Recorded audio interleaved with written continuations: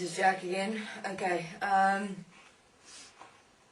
so I was explaining about who was all involved, and then it was first only Anu, Enlil, and Enki, and Marduk. Okay, so now they had the brain and the eyes working perfectly fine. Then they had another situation. The physical form, if you want to call it physical form, but the form in the vessel they developed didn't have to sustain itself in this world. It was cool by itself, so they thought, we've got it now. We've got the design. This is what we need. Perfect. So they went, okay. They prepared themselves, so Anu said, okay, let me walk in. Anu walked in. He said, it's not working. He can see through it. He can experience it, but he can't actually move it. So he said, what now? And they pondered. They looked at the whole situation, and the Atlanteans were stumped for a moment, and they looked at the situation. Few Atlanteans and Anu, and they said, okay, what now? Anu again went to the book of Ani, and do you want to hear an interesting thing? The forefathers were mainly, the book of Ani comes from a female expression in existence.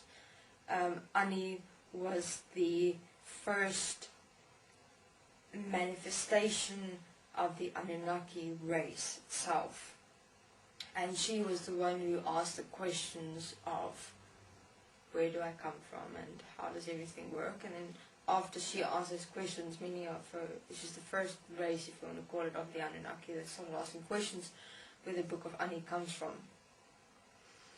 And so he went back there and he said, okay, now what? And he realized that in the book of Ani it is said there that they didn't know exactly how they were going to walk into a form like this and manifest themselves in a separate form. Because everyone played with manifestation then, because in terms, it's an interesting,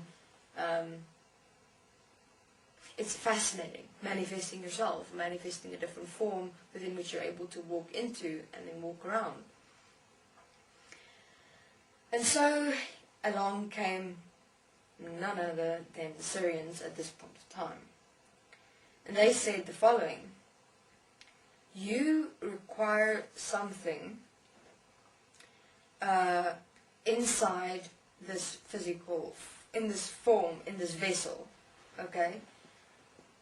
So this vessel sustains itself, so that you don't have to sustain it, but you can just walk in and power it, meaning take it over as a force, as that which makes it move. An essence of and he said, is it like an essence of a machine?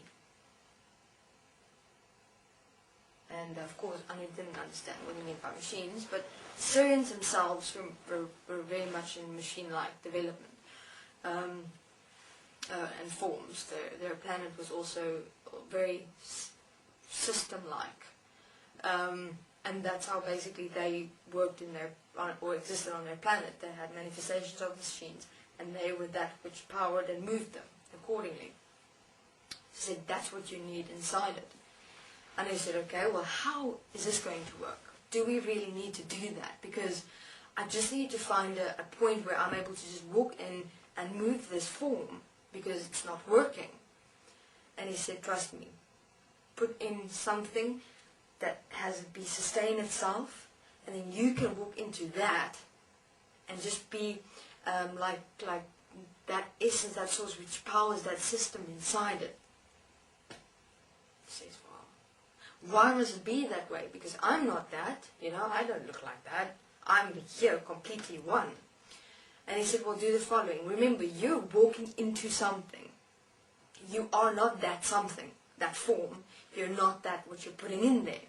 So you need something which becomes that, which is one with that, So that you just become that one point, even if it's just in the brain, that activates it, and then it starts moving. And then Anu went, aha, that could just work. So that's where the Sirians and who was also involved. Firstly, only the Sirians that started developing the systems, that which assist this form to sustain itself in on this planet.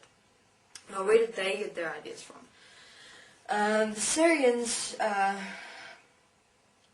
manifested themselves mechanically, systematically, from their planet in their world. In other words, basically what they did was they placed that which that Anu and them themselves consisted of and existed as into a physical manifested system form. So what they did was they connected then the brain area, the eyes was one placement, all along the spine. So if you have the skeleton and they placed in like a metallic system inside it, which was penetrated like a pin inside the center of the skeleton, also around the skeleton. So that was basically the foundation of the system. Okay, and then what they did was they had the center point inside the brain area, which was like an antenna. Okay, now that was the point which would activate this entire form to move, to sustain itself, and you are that which make this form think, that which make this form do, that which moves this form accordingly, that which make this form speak. That's you. But you're not the form. So I was explaining, so the form itself, I don't know if I've covered this, but I'll cover it again if it's necessary. You've asked the question of where the form itself derived from. So the form itself is sound. The form itself was developed from sound. Okay, I'll cover that in my next interview. Thanks.